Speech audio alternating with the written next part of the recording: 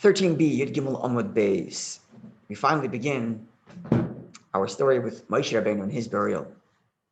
As I mentioned yesterday, there's an introductory remark the Gemara makes, which isn't directly related to the burial of Moshe per se, but I believe it holds important meaning in the context of our Gemara, which again, the context is this idea of measure for measure. And measure for measure in the good is where we're at now. People in history who have done things good, and thus measure for measure were rewarded. And the last on the list is Moshe Rabbeinu, who handled Yosef's burial, which we discussed at length in previous classes. Now, measure for measure, God handles Moshe Rabbeinu's burial. But first, an introductory remark. So, the Gemara first begins by quoting the Mishnah, which says, Milanu Gadol Moshe, who is greater than Moshe, etc. Right? The Mishnah goes on to say, who is greater than Moshe Rabbeinu, and he handled Yosef's burial. So when Moshe died, who is greater than God, and God handled his burial. So commenting on these words, who is greater than Moshe Rabbeinu, the Gemara makes the following comment. So given the fact that the Gemara introduces the comment with this quote, who is greater than Moshe Rabbeinu, it would seem therefore that the comment we're about to read is to substantiate this idea that Moshe Rabbeinu is known greater than Moshe Rabbeinu. And we're going to see the way in which the Gemara makes this comment. It's quite interesting. So the Gemara begins like this. In next week's Parsha, we read, God says, Vayomer Hashem Elai, God told me, Moshe Rabbeinu is relaying the story of the Exodus to the people. He goes through the whole history and describing all the various different things that he had to deal with while they're traveling in the desert. And he talks about how he prayed to Hashem, please allow me to enter the land of Israel. And then Moshe Rabbeinu says, Vayomer Hashem Elai, God said to me, Rav Lach. This language, Rav Lach, literally means much unto you. Or it's another way of saying, enough with you already. So God said to me, enough, Rav Lach, this is enough with you.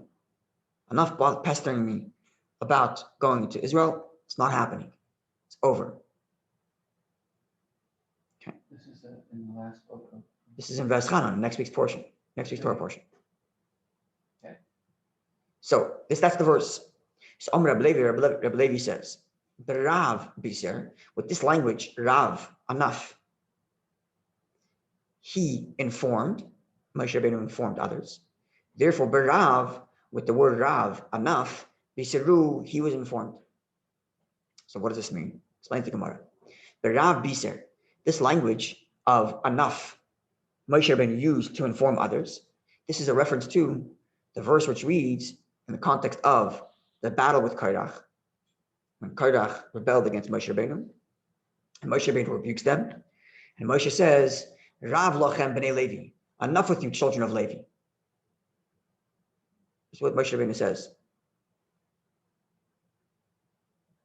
This is after Moshe Rabbeinu tells them that they're going to put the sticks, they're going to bring offerings and incense in the temple, and the one who is going to, right, this is the one that God's going to choose will become holy between you and Aaron, right? And then he concludes that verse by saying, Rav lochem b'nei Levi, enough with you, children of Levi. So he informed others of bad news by using this language, Rav lochem, enough. And therefore, Barav rish b'seru, and therefore when God told Moshe Rabbeinu of bad news, God also used this language, Rav. Rav loch, enough with you. So this is the Gemara's open comment. Still more to come. Now at this point already, we see how this is a comment on Moshe Rabbeinu's greatness. Rashi explains that when it comes to a tzaddik, when it comes to the righteous person, God is much more exacting than someone who isn't. The loftier the level of the person is, the greater Hashem is exacting. Something that to me wouldn't even be a half a slight. For Moshe Rabbeinu is a stain on his character. The slightest of things, right? The metaphor often used is on a white wall, even the smallest stain is seen. Right? Once again, I just want to close the door here.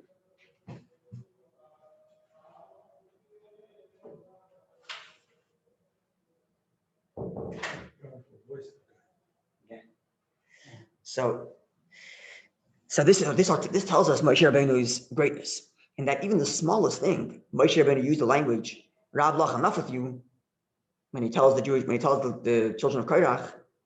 So Hashem, this is what Rashi says, punishes Moshe in the same measure and says enough with you. This is Rashi's comment. My question is, I don't necessarily fully have the answer here, but my question is, what's wrong with Moshe Rabbeinu said, enough with you to the children of Korach? What's wrong with that? That Moshe, Hashem is punishing him. What's wrong with that?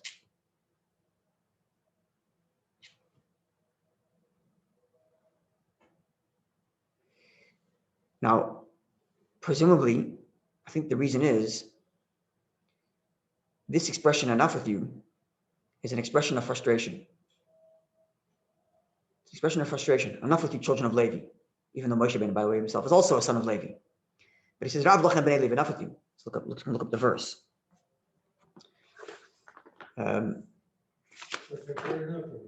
Yeah. So what was wrong with that? What was wrong with saying that?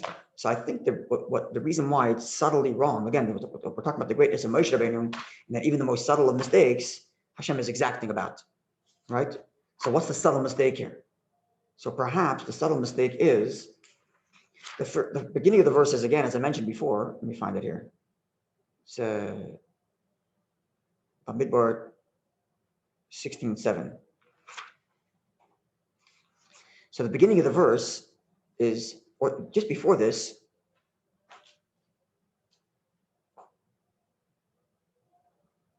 yeah. It's almost like, Actually, here the word Rav Lach, which is enough with you, is translated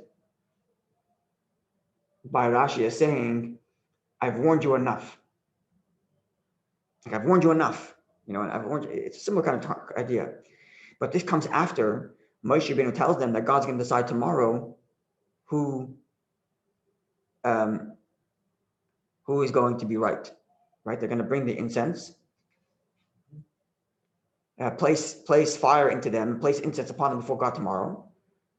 And the man who God will choose, he's the Holy One. And you'll see right, that's what happens, right?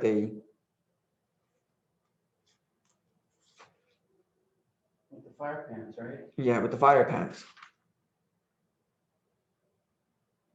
So it's almost like the same incident as the stone. You're not, it's sending the wrong message to the Oh, so instead of saying the fire pan was Hashem's Hashem. gonna take care of it. Hashem wanted the fire pan, right? That's what Hashem wanted. No, but I'm saying that by Moshe being angry in that way, he could have said, hang on, you have a test coming. Hashem is going to reveal. Yeah. He's going to resolve this. You didn't have to say anything. Oh, that's what I think. That's like where I think. hitting the rock. That's where I think the Same thing. mistake is. You're bypassing Well, Hashem. the hitting the rock is a different concept because Hashem told him explicitly not to hit the rock. I don't know that Hashem told him not to do this, but I think the problem. That's why I think you're onto something. The point is that he shouldn't have made it personal. Be impartial about it. It's not even though, you know, it's like a parent. When a parent rebukes a child, if a parent does it out of personal anger, it's not effective. It's not about I'm angry at you and therefore listen to me as a parent. It's the right thing to do is such, and I as a parent am responsible to teach you what the right thing is. So you know, when a child talks back to a parent, my parents never told me, how dare you talk to me that way. It's not a personal thing. It's you don't talk to your parents that way. Right? It's not personal. It's not about me. Right? And I think it's what's happening here. Moshe Rabbeinu should have been impartial in the sense of saying, Hashem will decide who's right and who's wrong. But then when he expressed frustration, enough with you guys, I've warned you enough, now he made it personal. So it's a slight thing. So Hashem does a similar thing back to him. Instead of saying, look, this is the consequence. You didn't go to the land of, you did X, Y, Z, so you're not going to the land of Eretz Yisrael. Hashem says enough. Stop pestering me already. In other words, you've made it personal. You're going to feel what it's like, and Hashem makes it personal, so to speak. So maybe that's where the slight is. I'm not 100% sure that I'm right about this, but this is what I think. I remember they used to say, "Sing the Nick." Yeah, but it's a very powerful lesson. I'm sure my parents were conscious of it, but it's definitely something that I remember. My mother would not say to me, "Don't you dare talk to me that way." She would. I don't remember her saying that to me. She would say, "You don't talk to your mother that way." It's not about her. It's about my responsibilities to a parent as a child, and it's her responsibility as a mother to teach me what my responsibility as a child is. Not because I offended her personally. I'm sure she did get hurt by things I said, but in the way she communicated it to me, right? And I know this as a parent, when you're upset and your discipline comes with anger, it's not effective because your kids don't hear the message; they just hear the anger. if you're impartial about it, then like I'm not going to say this is something we should do, but the Rambam writes, this is 800 years ago, that it's okay to hit children as parents. It was prevalent. Everybody did that. It's not like Rambam is unique in saying you're allowed to hit your children. Everybody did this in 800 years ago. Today, this is not the way to do it. I'm just making the point. Where you're right, so you can do it, but you can't do it when you're angry. Which means you have to be cold, calculated, and make a decision. The right thing to do now is, for the discipline, for the betterment of the child, is to hit the kid. Now, I don't think that would ever happen, is the point I'm trying to make. So translate that, not to hitting, God forbid, which does not work today, and it's not the right way to go. But even in speaking because you're expressing frustration, or speaking because this is the truth, this is the right thing. So Moshe Rabbeinu could have left it at, God's going to decide tomorrow. Leave it alone. That's it. It's not about me. I'm not upset at you. You have an issue? I'm God's messenger. I'm going to relay God's message. And God's message is that he's going to decide. Finished. But once he added this line, enough with you people that express personal frustration, and therefore measure for measure, Hashem says, enough with this. Enough pestering me, making it personal kind of thing. Perhaps. This is just my own personal reading on this, but maybe I'm wrong. So this is exactly it. So that's what the Gemara, that's what Rashi is telling us. So this is what the Gemara bringing this comment to tell us how great Moshe Rabbeinu is. That Hashem is so exacting him on this tiny little subtle issue. Right? Okay. And the Gemara continues now with other interpretations of this terminology, Ravlach. When Hashem says, enough with you. Rav, much is onto you. Like, enough with you. It's kind of the English paraphrasing of that statement. So the Gemara says like this. Ravlach, this term, Ravlach, enough with you, davar acher, another way of standing it, is not enough with you, but Rav, yeshlach, you have plenty. Rav means a lot, lach means you. So literally means a lot to you, meaning you've already done enough, like enough with you already. That's what Rav lach means. Right? But you can also say you have a lot. Rav yeshlach, you have a lot. Meaning, don't complain at the fact that you're not going to Israel. You have plenty. Manu, and who is that? Who is the plenty that you have? Is Yeshua. And the rule is that when one person is king, another person can't be king.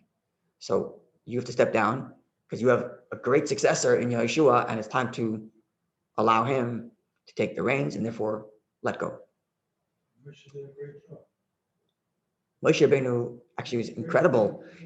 And now leading up to his death, he was okay relinquishing. Right? He was told by God, fight this war with Midian and you're going to die. And he didn't not do it. He went ahead and fought the war, even though knowing he's going to die afterwards. And in his lifetime, he inaugurated Yeshua, right? Anyway, so this is one of the ways of understanding this word Ravlach. You have much. In other words, you have this amazing, awesome successor, and you have to allow him the space to take that leadership role and therefore step back. You've done enough. It's time to pass on the baton. Davar acher, another interpretation to this word, Ravlach, much is to you.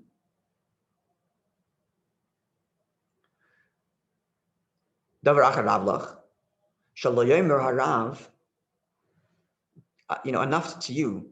Don't let the teacher say kamakasha. Shalo yomer, sorry, people should not say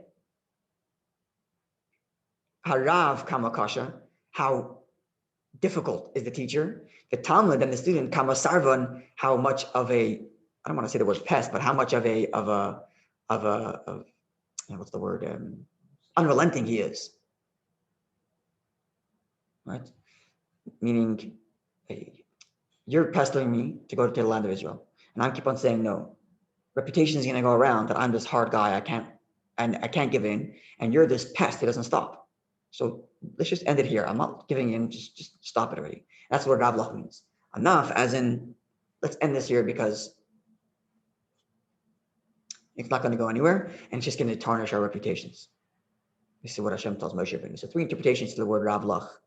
Either God is saying enough with you because he said enough with you to the children of Korach, which is measure for measure. Number 2, you have plenty. You have this great successor, Yeshua. And interpretation number 3 is enough with this banter because it's going to ruin my reputation, and I'm going to become this, hardened, stubborn leader. God saying this, and you are going to be like this hardened, stubborn student who doesn't relent. Is this considered a negative measure for measure? Interesting. So it seems from Rashi, yes, because Rashi says oynish, it's a punishment. Rashi uses the word punishment. What was his punishment? Being told by God, enough with you. That's harsh. It's harsh words from God's part to him. Harsh words. Yeah, harsh words are harsh words from God. You can say sticks and stones, but not about God. God speaks to you harshly. It's harsh, right? Yeah. Anybody speaks to you harsh, it's harsh, but God certainly. When you ask somebody how many times, eventually the person is going to say, look, that's enough. That's right. You know? That's what he's saying.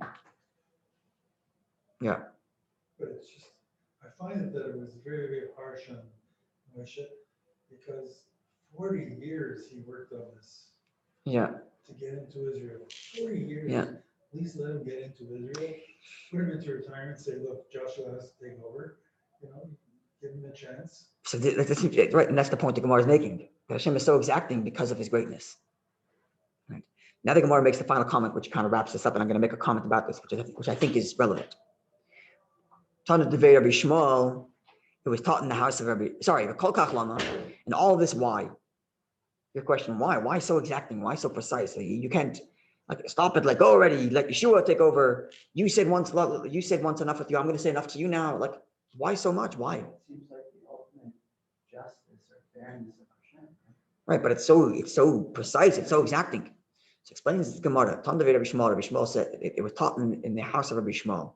Lofun gamla shichna. In accordance to the camel is the load. That we can take. That's right. He can handle this kind of exacting, which is why I guess they're kind of exacting. So when we see the precise detail by which Hashem punishes, that in and of itself indicates to you the greatness of Moshe Rabbeinu, because he can handle that kind of exacting. By extension. And this is the Gemara's opening comment before the Gemara gets into the actual funeral, which we'll describe tomorrow, God willing. So this is the opening comment. It's quite a remarkable comment. I want to point. What are you going to say before you point out? By extension, the Jewish people as well. That's right. Have that fortitude as well. That's right. This is the same. That's right. Moshe, the Jewish people themselves are quote unquote punished harsher than other nations because we're expected more expected of us. Yeah. So I want to say another thing. There's another expression in the Gemara that's similar to this, which is lafum tzaira agra. According to the pain is the reward. That's one statement. But this statement is different. According to the camel is the load. What's the difference between two statements? Let's think about this for a second. What's the difference between the two statements? One is after the fact. According to the pain you've invested, that's the reward. From Tzara Agra. According to the camel is the load, is before. It's before. It's not after you've done all your work. It's now you're rewarded accordingly. It's before you even start, you're given a heavier load because you can handle more. So one is a comment on when all said and done, how much effort did you put in? And that's the reward. The from side agra, according to the pain is the reward. But over here, it's a different story. Before you even start, Hashem has a certain amount of faith in your potential. And according to that, God's going to load you up with that. So now it's not a question of how much effort did I put in. But as I go through life and things are thrown at me, I have to know that if Hashem throws this at me, it's because Hashem thinks I can handle it. So this is an empowering statement before you start. Not that don't worry about the pain, because in the end, you're going to get rewarded according to the pain. It's back up before that. There are two sides of the coin, but one is after you're done. How much pain did you put in? How much effort? Okay, so Hashem's going to reward you. So don't worry about it. You'll have your day. This is different. This is before you even start. You're about a load is being piled onto you. You should know the load's being piled on because God thinks you're a camel strong enough of handling that load. It's almost like one's like a Jewish concept and then there's another nation concept. They both talk about Jews, but I think it's a new element in the reward, the measure for measure. Until now, measure for measure has been how well have you done? Here's your reward. Now the measure for measure is coming a whole different story, a whole different thing. Measure to your potential is how much Hashem expects of you. It's a different measure. It's a different measure for measure. So if Hashem is giving a person a burden that he has to carry in life, it's because Hashem knows that he's given you the capacity to be able to handle it. A similar thing is said. The pasuk says, I can't remember the pasuk. I remember the comment from our sages, but I can't remember the pasuk. The pasuk is, oh man. But the line from our sages is, Einu mavakesh el lafi He doesn't ask according to his ability, but he asks according to your ability. But it's from a verse. I can't remember the verse. Based on the verse, there's a wording in the verse, and based on that wording, it says comment our sages, that God does not ask according to what he's capable of doing, but he only asks according to what you're capable of doing. Right? Or God does not come in Betrun is like overwhelming in his creations, because if he gives them something, it's because they can handle it. So it's a very important lesson to know. And sometimes when a person hits tough struggles, it's very difficult to accept this. But this remains the reality, that if we are faced with a challenge in life, it's because God knows we're capable of handling it. Right. This knowledge itself gives us power to be able to go through it. Knowing that Hashem has faith that we can do it, in and of itself gives us power to go through it. Just that knowledge, just that faith itself. Yeah, we always say God doesn't give us anything that we can't handle.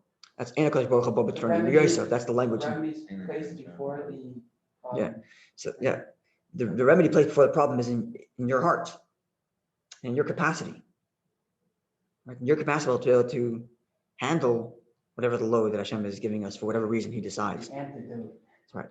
So this is a very, very, very powerful statement, and it gives us a new insight into measure for measure. We haven't learned about this measure for measure yet. Measure for measure so far has been, what did you invest, and Hashem rewards accordingly or punishes accordingly. Right? And the measure for good is greater than the measure for bad. If you did a little bit of good, Hashem's reward for good is greater.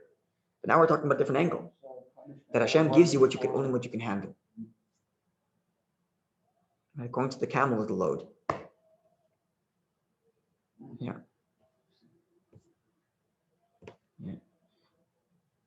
Rashi here says a little bit different than what I'm saying. Rashi says that according to the camel's load, so to here, based on the level of his righteousness, that's how much Hashem is exacting. It's a similar kind of concept, but the point remains still the same. Okay, so God willing, tomorrow we'll get into the actual story of Moshe Rabbeinu's death and his burial, and have some beautiful, fascinating comments as we go along as well.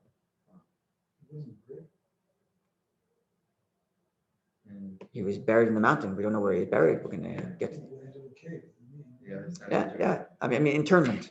Okay, wonderful day.